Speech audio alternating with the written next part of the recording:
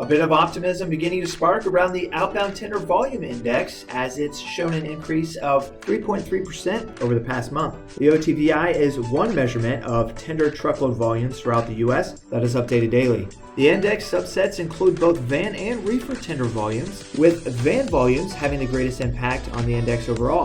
The van subset pulling the month-over-month growth down slightly when extracted from OTVI, up 2.2%, while reefer volumes up 4.6% are keeping upward pressure on index volumes. Reefer volumes and rejections historically find their stride around the May-June timeframe as produce season gains momentum. However, the recent flooding of crops such as strawberries and lettuce right before the harvest season along California's central coast may lead to lackluster demand for temperature-controlled volumes this summer. Tomatoes also represent a large portion of crop production out of California, and levee breaches creating abnormal flooding have prohibited many farmers from getting tomato seeds in the ground yet. Typically, tomato planting begins towards the end of February, and according to the U.S. Department of Agriculture, last year's contracted tomato production in California averaged 46.9 tons per acre, with 224,000 dedicated acres, resulting in over 10.5 million tons of tomato production.